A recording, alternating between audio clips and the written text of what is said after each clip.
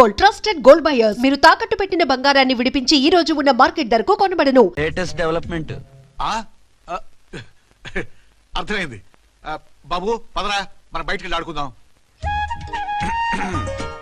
ఏంటలా చూస్తున్నారు? రోజు రోజుకి నీ అందం ఇంకా అందంగా కనిపిస్తుంటాను. అబ్బా వదలండి. పెళ్ళాలు చెప్పే పరమ రొటీన్ డైలాగ్ ఇదే. స్టేషన్కి వెళ్ళొద్దా? నీ జీవితమే ఒక పోలీస్ స్టేషన్, అందులో నువ్వు ఒక ఖైదీవి, నీ మొగుడు ఒక inspector. You are under arrest. నీకు అసలు పగలు రాత్రి తేడా తెలియడం లేదు. ఓ సిప్పిచ్చిదానా, నిన్ను కలుసుకున్న తర్వాత నెలలు సంవత్సరాలే మర్చిపోయాను. ఇక పగలు రాత్రి ఏం గుర్తుంటాయి? వద్దండి ప్లీజ్. వద్దనుకే ప్లీజ్. టైం అయిపోతుందండి. పర్వాలేదులే, అక్కడ ఇక్కడ నేనే కదా నీ మొగుడిని.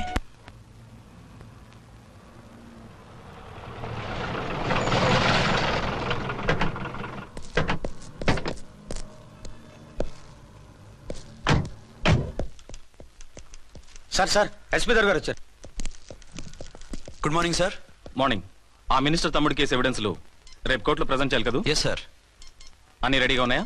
ఆ కేసు అర్చన చూస్తుంది సార్. అర్చనేది? ఇంకా రాలేదేమో సార్. రాలేదేమోనా? ఇప్పుడే వచ్చేస్తుంది సార్. టైం 11 అవుతుంది.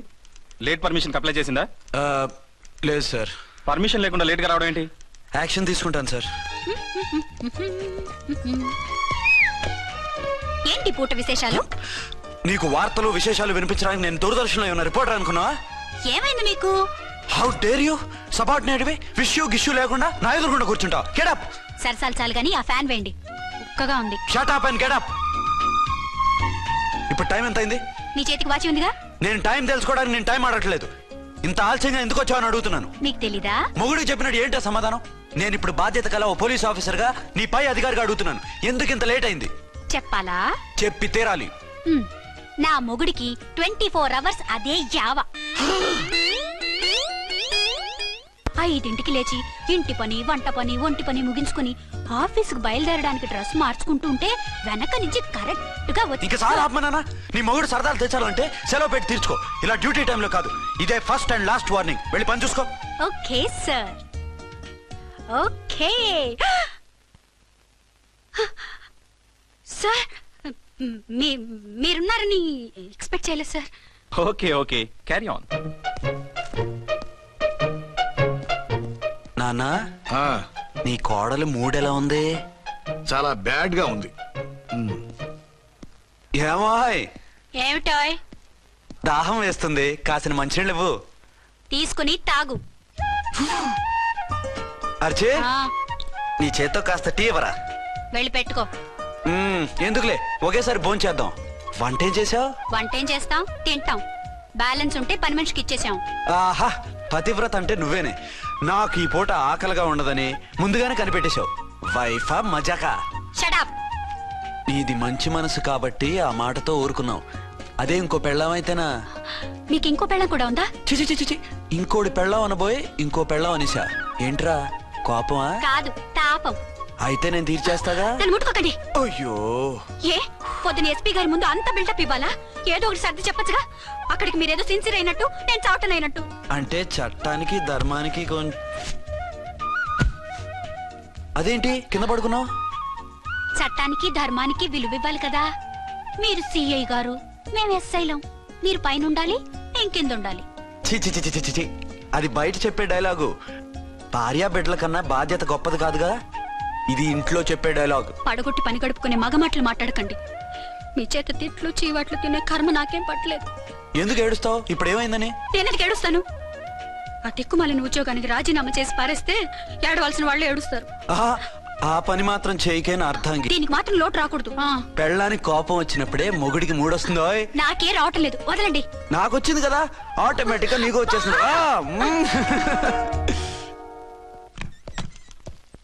అర్చన సార్, ఈ రోజు నా మినిస్టర్ తమ్ముడి కేసు ఫైనల్ హియరింగ్ అవుతుంది. ఎవిడెన్స్ అన్ని పక్కగా ఉన్నాయి కదా? సార్. లేదంటే తన తమ్ముడిని విడిపించుకోవడానికి ఆ మినిస్టర్ తన పవర్ అంతా ఉపయోగించి కేసును తారుమారు చేస్తాడు. లేదు సార్, అన్ని పక్కగా ఉన్నాయి. ఖచ్చితంగా లైఫ్ పడుతుంది. గుడ్, వాడిని తీసుకెళ్ళు. వీడిని ఇక్కడికి ఎందుకు తీసుకొచ్చారు? నాన్న ఇంట్లో లేడు, నేను అర్జెంట్ గా బయటకు వెళ్ళాలి. వీడేమో ఏడుస్తున్నాడు, ఏం చేయాలో తెలియక. నేను కోర్టుకు వెళ్ళాలండి. సరే ఇవ్వండి. లేదు, లోపల ఎస్పీ గారు ఉన్నారు. ఓకే.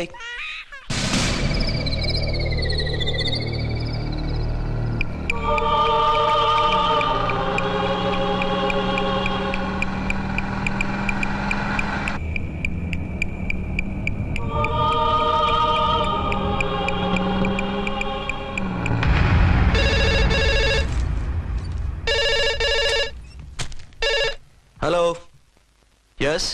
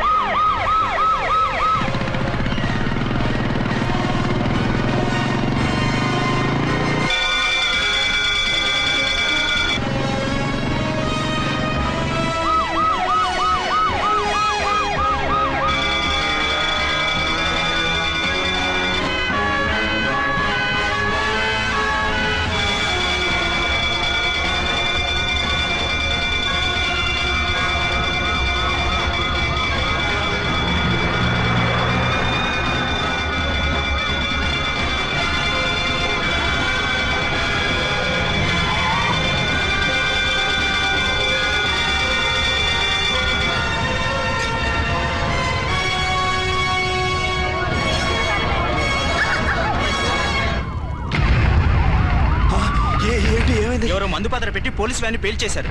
అందులో మనుషులు పాపం అంతా కాలిపోయారు, ఎవరూ బతకలేదు. అర్చన!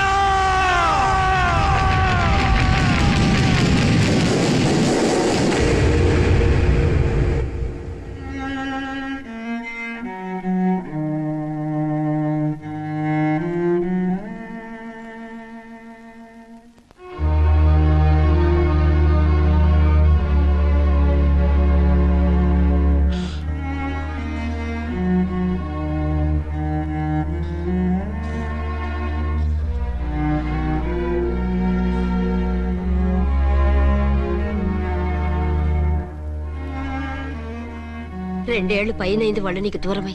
ఇంకెన్నాళ్ళు ఇలా బాధపడతావు బాబు? నేను ఇలా చూస్తూ నేను తట్టుకోలేనురా. నువ్వు మళ్ళీ మామూలు మనిషి కావాలి, నువ్వు మళ్ళీ పెళ్లి చేసుకోవాలి. నాన్న, అవునరా, మరో పెళ్లి చేసుకుని నా అర్చనకు ద్రోహం చేయలేను. నిద్రాహారాలు మానేసి ఇలా కుమిలిపోతూ పిచ్చివాడు అయిపోయి మాకు ద్రోహం చేస్తావా? నిన్ను అర్చన్ని మర్చిపోమని చెప్పటం లేదు బాబు, అర్చనికి దూరమైన బాధను మర్చిపోమంటున్నావు. నా బిడ్డ ఎలాగూ పోయింది, కనీసం నువ్వైనా సుఖపడు. ఈ మాట అత్తగా కాదు బాబు, తల్లిగా చెప్తున్నాను. నేను అర్చన భర్తగానే బతుకుతాను తప్ప మరొకరి భర్తను కాను.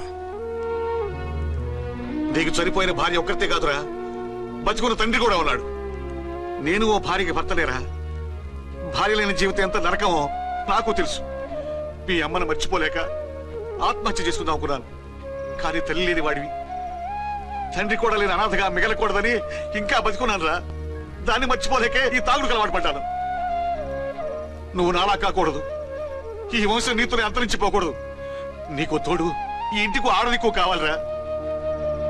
చనిపోయిన భార్య మీద ఉన్న ప్రేమ బతికున్న ఈ తండ్రి మీద ఉంటే పెళ్లి చేసుకో, లేదంటే చెప్పు, ఏ రైలు కిందో తలబిడి చేస్తాను. కాదనకు బాబు. మీకోసం కాకపోయినా మా కోసమైనా ఈ పెళ్లి చేసుకోండి సార్. మీరు ఈ పెళ్లి చేసుకుంటే పైన అమ్మగారు కూడా సంతోషిస్తారు. సరే, మీ ఇష్టం. రంగోటి, ఇప్పుడు నాకు చాలా ఆనందంగా ఉందిరా. ఈ శుభ సందర్భంలో ఫుల్ పీకేస్తారా? లేదు, ఈ రోజు నుంచి నేను మందు మానేస్తున్నా. ఇదిగో, ఈ రోజు నుంచి నీ డ్యూటీ అల్లుడు గారి దగ్గర కాదు, మా దగ్గర. పద అమ్మాయిని చూద్దాం. అలా అయితే మంచి పోజులో ఉన్న అబ్బాయి గారి ఫోటో ఒకటి తీసుకోండి, పెళ్లి కూతురు చూపిద్దాం. అబ్బాయి బాగానే ఉన్నాడు. ఒరిజినల్ ఫిగర్ చూస్తే ఇంకా బాగుంటాడండి, కత్తిలా ఉంటాడు. చూసుకోవడానికి బాగుంటాం కాదు, చేసుకోవడానికి బాగుండాలి. నా సిద్ధాంతాలకి ప్రిన్సిపల్స్ కి తగ్గట్టుగా ఉండాలి. అంటే నా కాబోయే భర్త శ్రీరామచంద్రులా ఉండాలి. అంటే నామాలు కిరీటాలు పెట్టుకుని బాణాలు వదులుతున్నారండి. షటప్. గెటప్ లో కాదు, బుద్ధిలో రాముడు లాంటి వాడై ఉండాలి. లాంటి వాడేంటమ్మా, శ్రీరామచంద్రుడే అనుకో. రాముడైనా సూర్పడకను చూసాడేమో కానీ మా వాడు డ్యూటీలో లేడీ కానిస్టేబుల్ ఉంటే షూస్ తప్ప ఫేస్ చూడడు. కట్నం పైసా అడగకూడదు. మా సీఏ గారికే బోల్డ్ అంత ఉంది. కాకపోతే మా వాడికి ఇదివరకే పెళ్ళయిందా? అబ్బే లేదమ్మా, ఇదే మొదటి పెళ్లి. ఇది వరకు ఎన్ని సంబంధాలు వచ్చినా అతను చేసుకున్నా అంట. ఏ ఏదైనా ప్రాబ్లమా? కాదు, అమ్మాయిలు నచ్చగా నీ ఫోటో చూసి బాగా ఇంప్రెస్ అయ్యంట. నువ్వు గనక ఓకే అంటే నాకు ఓకే. అదేంటండి, అబ్బాయికి రెండో పెళ్లి అమ్మాయి చెప్పలేదే? చెప్తే ఒప్పుకోదని. అందుకని అబద్ధం చెప్పి పెళ్లి చేస్తారా? ఉద్యమాలని విప్లవాలని తిరిగి దీన్ని చేసుకోవడానికి ఎవరూ ముందుకు రావడం లేదు. రాక రాక మీ సంబంధం వచ్చింది. రైటే, కానీ రెండో పెళ్లి గురించి చెప్పకుండా పెళ్లి చేస్తే ఆ 3 ముళ్ళు పడి 3 రాత్రులు గడిస్తే అన్ని సర్దుకుంటాయి. అంటే మోసం చేసి చేయటం ఇందులో మోసం ఉంది. ఇదేమన్నా మొదటి భార్య బిడ్డల్ని పెంచాలా, ఆ భార్యతో భర్తను పంచుకోవాలా? అది కాదండి, అమ్మాయి బాగా ఫాస్ట్. ఒక పెళ్లిలో చూసాం. తర్వాత ఏదైనా గొడవ చేస్తే అలా చేస్తే నా కూతురే కదమ్మా నష్టపోయేది. ఆయనంత ధైర్యంగా చెప్తున్నప్పుడు మనకేంటండి? మీరు కాదంటే దానికి ఈ జన్మలో మొగుడు దొరకడు. కాదనకండి. సరే, మీ ఇష్టం. నా ఇష్టం. సరే, అమ్మాయికి అన్నీ చెప్పారా? అన్నీ అంటే ఒక్క మీ పెళ్లి గురించే కాదు, మన ఫ్యామిలీ బ్యాక్గ్రౌండ్ గురించి కూడా చెప్పేసి. అవునవును, ఏమంది? చాలా బాధపడింది, జాలి పడింది. నిన్నే చేసుకోవాలని ఆశపడింది. నువ్వు కూడా ఊ అన్నావంటే సరే కాదు.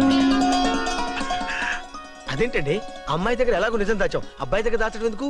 దాయకపోతే వీడు అసలు పెళ్లి వద్దుంటాడయ్యా. తర్వాత అయినా తెలుస్తుంది కదండి. ఆ పిల్లబాబు చెప్పాడుగా, 3 మూళ్ళు పడి 3 రాత్రులు గడిస్తే అన్ని సర్దుకుంటాయని. అదే పని మనవాడు చేస్తాడు. కాముగా పెళ్లి చేసేసి వెంటనే అన్ని మును పంపించేద్దాం. ఇలా కూర్చోండి సార్. అది హ్యాపీ హనీమూన్. Thank you. పిల్లంత అయిందిరా? 10,000. 10,000. అయితే ఓ పని చేయి, ఈ 1000 రూపాయలు ఇచ్చుకుని ఇదే 10,000 అనుకో. వర్కౌట్ అవుదండి. పోను పని చేయరా, ఈ బిల్డింగ్ రాసిస్తాను. వర్కౌట్ అవుతా? వర్కౌట్ అవుతుంది వస్తాను. సార్. ఏంటి సార్ ఇది? చూడండి. నువ్వు రాంకోటి వాడితో బేరాలంటాయా? ఏదో ఇచ్చి పంపించు.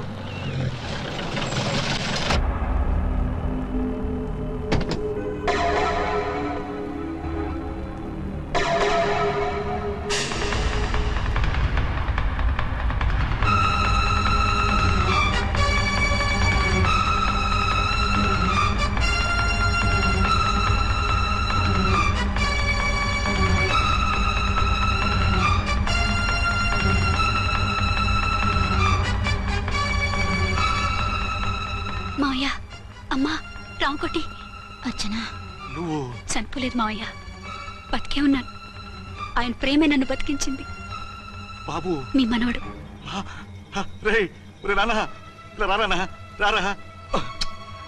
ఎన్నాళ్ళు ఎక్కడున్నావు? మర్చిపోయావా? ఏమైపోయావు? ఆ వివరాలన్నీ తర్వాత చెప్తాను. ఆయనేరి లోపల ఉన్నారా? లేరు మేడం. ఏం ఆఫీస్కి వెళ్ళారా? ఊటీకి వెళ్ళారు. డ్యూటీ మీద వెళ్ళారా? అవునమ్మా, డ్యూటీ మీద వెళ్ళారు. అక్కడ ఏ హోటల్ ఎదిగారు? తాజ్ రెసిడెన్సీ. నువ్వు లోపలికి పోదమ్మా, మాట్లాడుకుందాం. లేదమ్మా, నేను ముందు ఆయన చూడాలి. నేను ఇప్పుడే ఊటీ వెళ్తాను. ఎందుకమ్మా? 2-3 రోజులు వాడు వచ్చేస్తాడు. 2 ఏళ్లు ఆయన చూడకుండా శవంలా బతికాను. ఇక 2 క్షణాలు కూడా ఆయన చూడకుండా ఉండలేను మాయా. అది కదమ్మా. నా మాట వినమ్మా.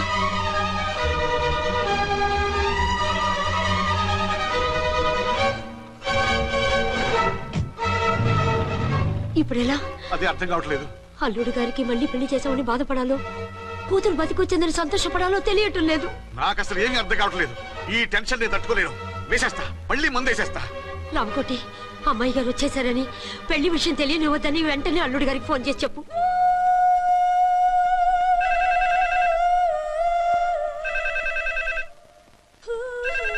ஹலோ. என்ன ஆரம்பம் பேசுறேன். 5 டன் டீ பொடி அனுப்ப சொல்லியாச்சு. இதுவரை வரல. என்னாச்சு? ఏయ్, రాంగ్ నెంబర్ అయ్యా.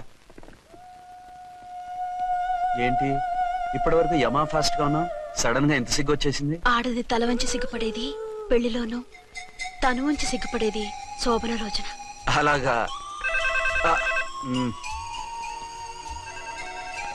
హలో.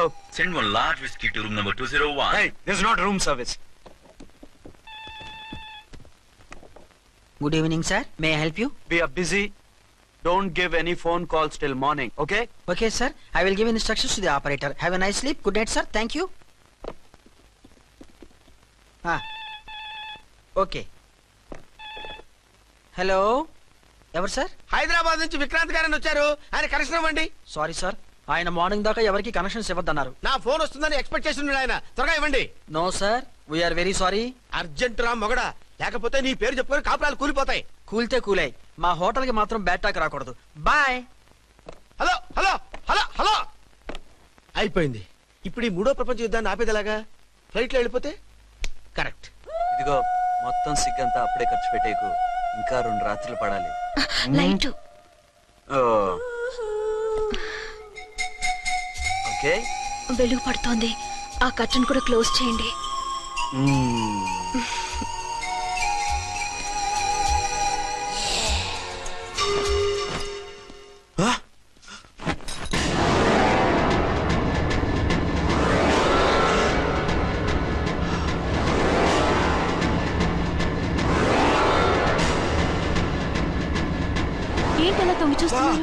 ఏం లేదు, ఇప్పుడే వస్తాను.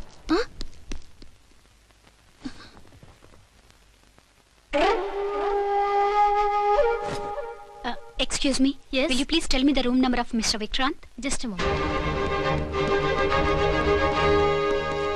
అర్చన,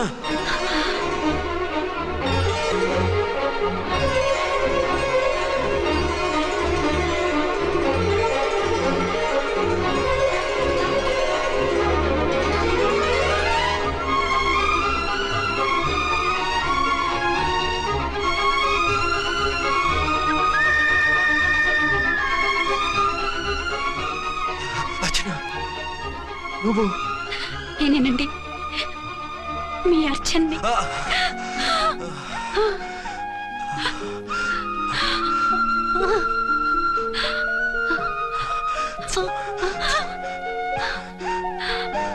మన బాబండి.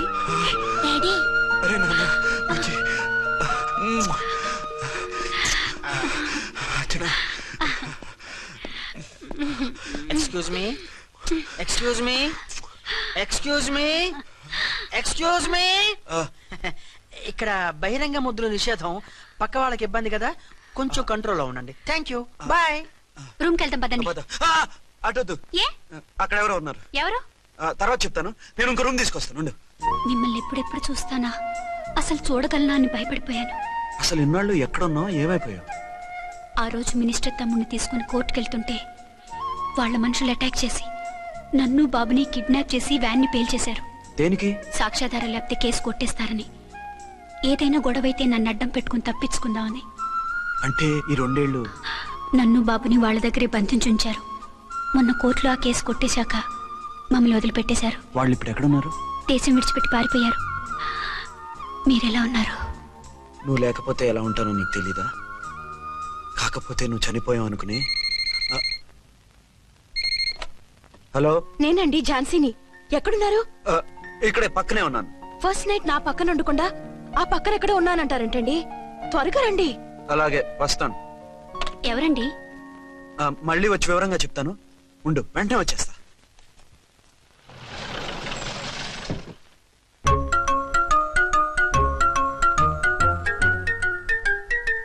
విక్రాంత్ గారు రూమ్ నెంబర్ ఎంతండి? ఆయన 2 రూములు తీసుకున్నారు సార్.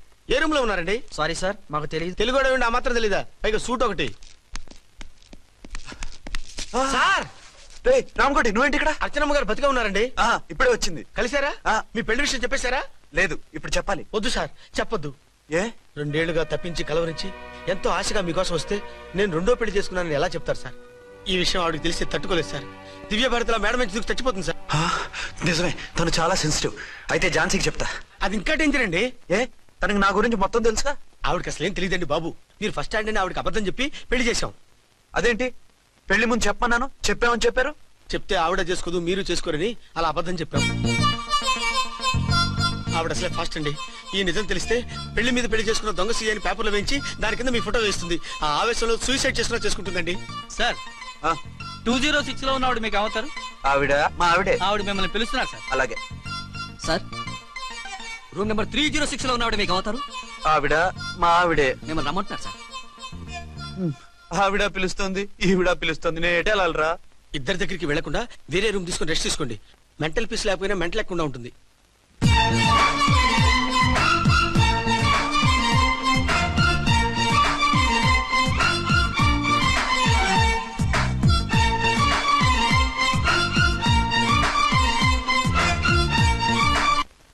నేను ఇప్పుడు ఏం చేయాలరా? కాళ్ళు చేతులు ఆటలేదు, దడొచ్చేస్తుంది. మీరు అదృష్టవంతులు. నా కళ్ళు, ముక్కు, చెవులకు కూడా దడొచ్చేస్తుంది. సార్, మీకు ఎన్నిసార్లు చెప్పాలి? మీ బిడ్డ తల్లిగా రమ్మంటున్నారు.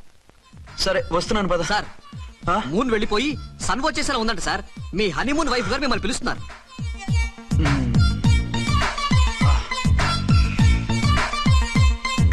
స్వామియే